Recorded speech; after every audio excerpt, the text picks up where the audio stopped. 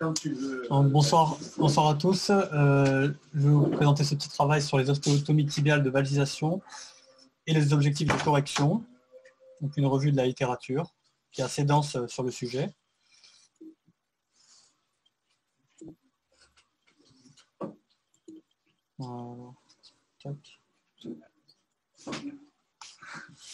Alors j'ai fait le choix de séparer ce travail en deux parties. Tout d'abord les planifications préopératoires et ensuite quel objectif de correction choisir. Dans les planifications préopératoires, elle peut se réaliser selon trois façons.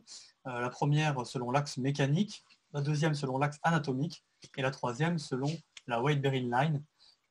C'est en fait la ligne de charge, la ligne au niveau du membre inférieur par lequel passe le poids du patient au niveau du genou. Alors la planification préopératoire selon l'axe mécanique était décrite par Ernigou dans le JBJS en 1987.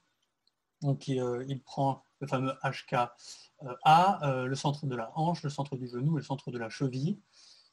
Et sa technique nécessite d'avoir un objectif de correction pour en déduire l'axe de la correction angulaire à apporter. Allez, démarrer. Voilà, bon. Donc dans la planification préopératoire selon l'axe mécanique, on a parlé d'Ernigou avec son article dans le JBJS en 1987, où il décrit sa formule mathématique pour calculer la hauteur de l'ouverture ou de la fermeture à apporter en fonction du degré angulaire de correction selon l'objectif. Donc sa hauteur est égale à 2 fois la largeur du tibia multipliée par le sinus de la moitié de l'angle de correction choisi. Il écrit aussi des tables mathématiques qui permettent d'obtenir en millimètres la hauteur d'ouverture ou de fermeture en fonction de l'angle, que ce soit dans le plan frontal ou dans le plan sagittal. La planification selon l'axe anatomique, elle a été décrite par Coventry dans le JBJS en 85, ainsi que d'autres auteurs de la même époque. Donc, lui se base sur l'axe anatomique pour planifier, ce qui nécessite aussi d'avoir un objectif de correction en partant de l'axe anatomique. Donc l'angle de correction pour lui était égal à l'axe anatomique prévu, post-opératoire, moins l'axe anatomique préopératoire. Et la planification selon la weight bearing line donc, a été décrite par Mignassi en 1989. Mignassi, un chirurgien américain qui s'inspire des travaux de Mikulicz. Mikulicz est un chirurgien polonais.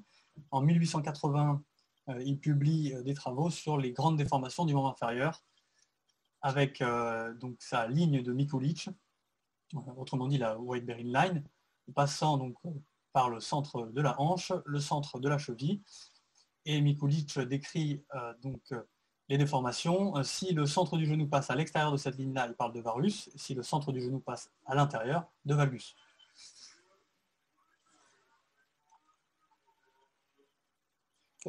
Lignes par lesquelles passe les forces au niveau du genou.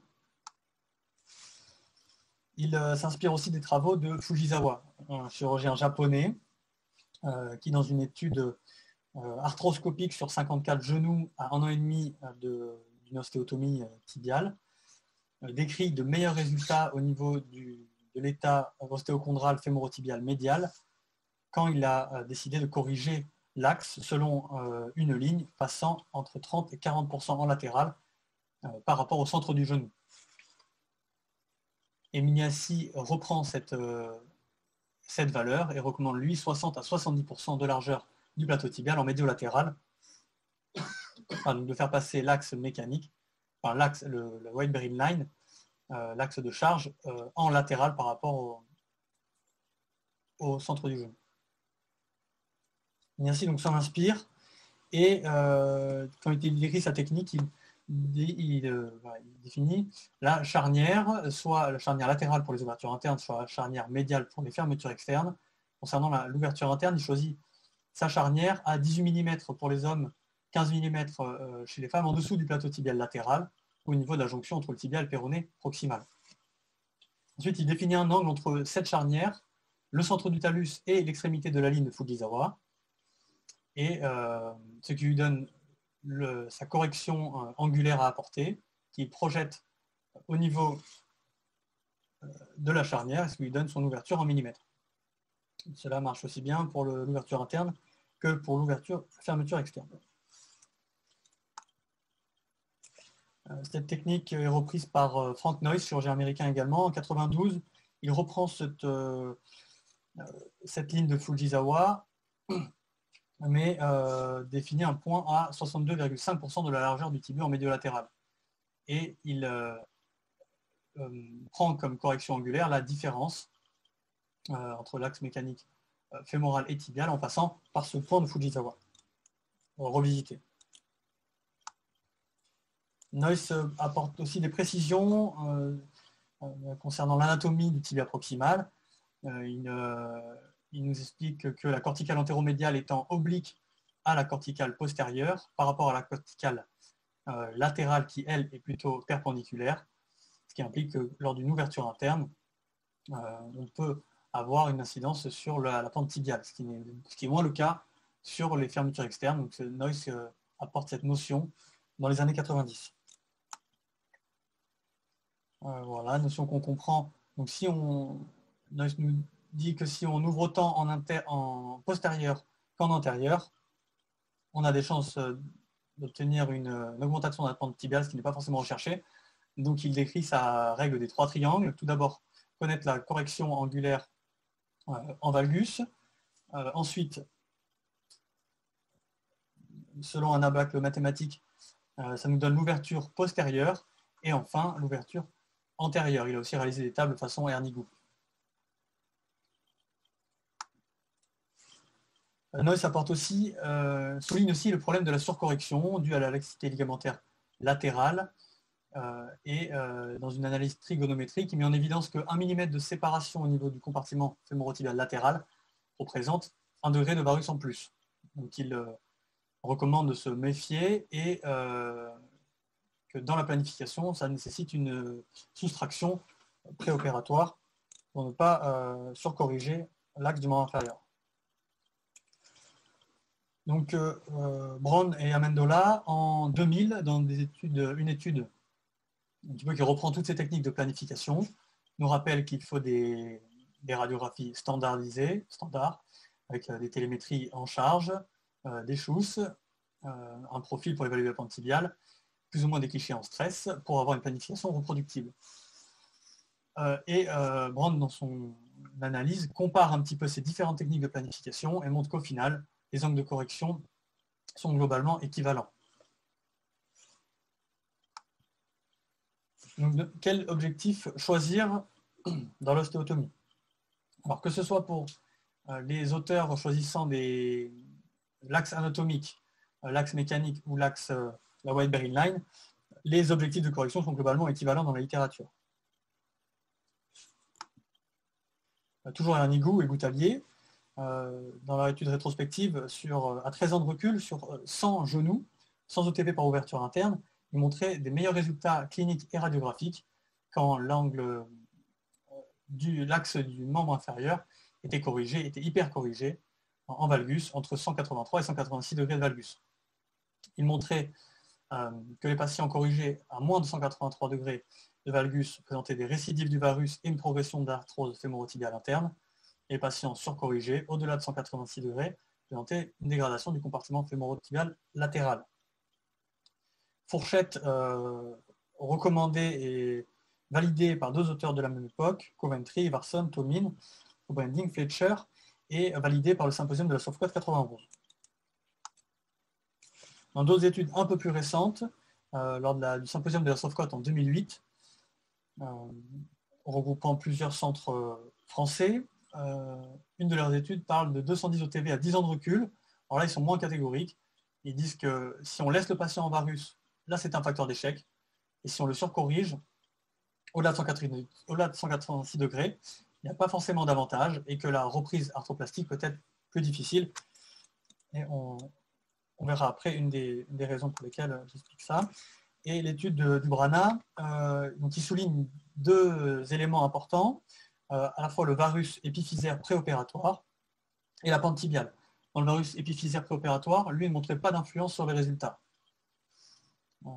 Et sur la pente tibiale, il montrait une augmentation significative dans les ouvertures internes, une diminution de la pente tibiale dans la fermeture externe, mais sans influence sur le résultat clinique en termes de stabilité et d'évolution du genou.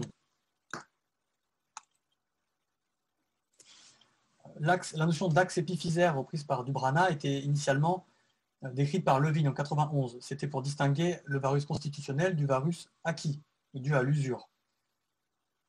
Cette méthode vise à différencier de l'axe mécanique pur, qui peut être biaisé par l'usure, l'axe mécanique entre la tangente des deux plateaux tibiaux et le centre de la cheville, et l'axe épiphysaire entre le centre des épines et le centre du cartilage de croissance, qui peut être difficilement reproductible, cette mesure, selon Génie en 2005.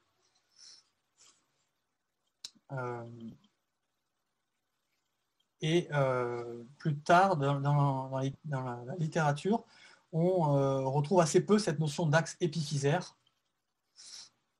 Parce que dans les bilans préopératoires des OTV, la notion d'usure est relativement faible. Les indications sont portées chez des patients qui ont une arthrose débutante.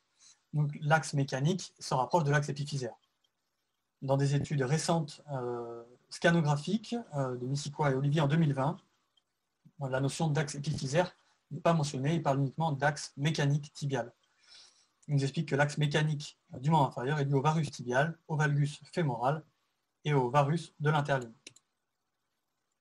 On comprend bien ici le varus tibial, le valgus fémoral et le varus dans l'interligne. D'autres auteurs s'intéressent au siège de la déformation, notamment Sarah Gaglia en 2010. Nous précise l'importance de là où se trouve la déformation, au tibia ou au fémur, et nous rappelle que dans les grandes déformations tibiales, dans les grands varus tibiales, au-delà de 10 degrés, ou dans les cas où il n'y a pas de varus tibial, ça nous expose à une complication, l'interligne oblique. L'interligne oblique, source de progression de l'arthrose et source d'instabilité du point de vue ligamentaire. Et Sarah Gaglia et d'autres proposent l'alternative de la double ostéotomie.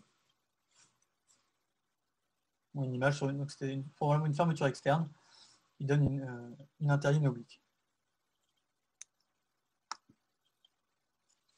Cet exemple décrit par Sarah Gaglia, donc un patient présentant un varus à 16 degrés, avec un varus tibial de 5 degrés, un varus fémoral de 7 degrés, probablement dû à une ostéonécrose du condyle médial, ce qui nous donne 12 degrés de varus associés au varus de l'interligne, qui doit être environ 4 degrés, ce qui nous donne 16 degrés de varus. Sarah Gaglia avait choisi de réaliser une ostéotomie tibiale de valgisation par ouverture interne et une ostéotomie fémorale par fermeture externe pour obtenir une correction à 184 degrés. J'ai pris cette table du DU du genou où Sarah Gaglia nous présentait un petit peu ses résultats sur les doubles ostéotomies, notamment naviguer, mais ce n'est pas vraiment le sujet. Il nous disait en fait que si la déformation était principalement au tibia avec un varus supérieur à 2 degrés et un fémur en valgus supérieur à 3 degrés, il fallait s'intéresser et faire l'ostéotomie au tibia. Si par contre le fémur était neutre ou en varus et qu'on avait un varus de plus de 2 degrés au tibia, là l'intérêt de la double ostéotomie était validé. Et si par contre la déformation en varus était due, l'axe mécanique du fémur était en varus et l'axe du tibia en varus de moins de 2 degrés, il fallait principalement réaliser une ostéotomie fémorale. Au symposium de la SOFCOD de 2008, la pente tibiale était mentionnée. Donc la pente tibiale, elle varie entre 0 et 15 degrés dans les études dans les années 90. Plus récemment, on sait qu'elle est environ à 6 degrés, plus ou moins 3 degrés. Elle peut être mesurée de façon différente sur une radio de profil, par la corticale antérieure, postérieure ou par le milieu de la diaphyse tibiale. Ernigo et Noyes dans les années 90 montraient que l'augmentation de la pente tibiale était source d'instabilité et de translation tibiale antéro-postérieure. ce qui entraînait une progression de l'arthrose. Des études biomécaniques comme celle d'Agnès Kirchner et Guy Finn montraient une relation linéaire entre la pente tibiale et la translation tibiale. Ce qu'on comprend bien sur cette image, si on augmente la pente tibiale, on a tendance à avoir une translation antérieure du tibia.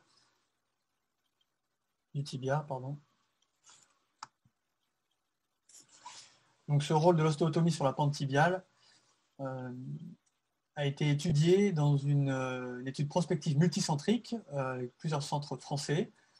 Sur 300 ostéotomies tibiales, la pente tibiale était augmentée significativement chez les obèses et chez les patients présentant un verrus préopératoire élevé.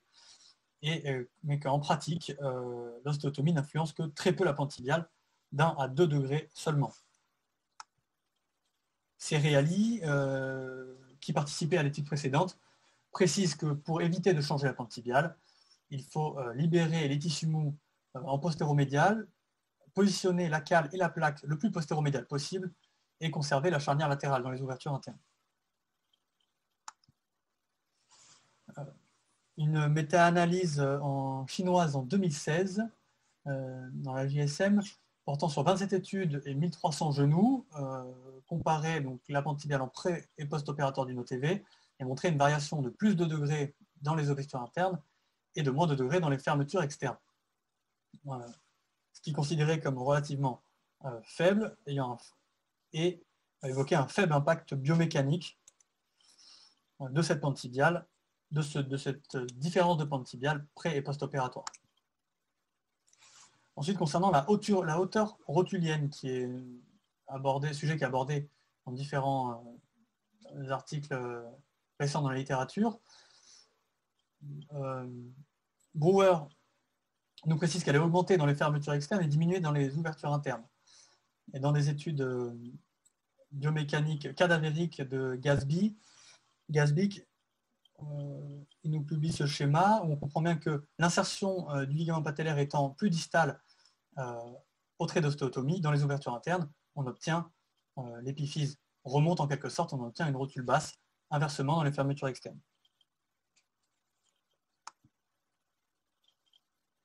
Voilà, donc notion de perturbation du tracking rotulien confirmée sur des études biomécaniques cadavériques. Et les recommandations actuelles sont que la hauteur rotulienne est influencée de façon importante dans les ouvertures internes et principalement les grandes déformations, les grandes corrections, et qu'il faut faire attention dans les rotules basses ou en cas d'arthrose fémoro-patellaire préexistant dans lequel il faut favoriser une fermeture externe. Donc pour conclure, j'ai repris cet article d'Andrew Amis qui, dans une étude biomécanique de 2013, nous rappelle que les objectifs actuels sont principalement basés sur l'expérience plutôt que sur de réels arguments scientifiques. En effet, si on prend la fourchette de 183 à 186, si on choisit cette fourchette-là, c'est qu'on s'est aperçu qu'à moins de 183, il y avait des mauvais résultats, et à plus de 186, il y avait des mauvais résultats également. Il rappelle que la planification est indispensable, qu'il faut penser aux conséquences sur les parties molles, notamment la pente tibiale, la hauteur rotulienne ou l'interligne oblique, et qu'il n'y a pas de technique supérieure à une autre de son point de vue biomécanique.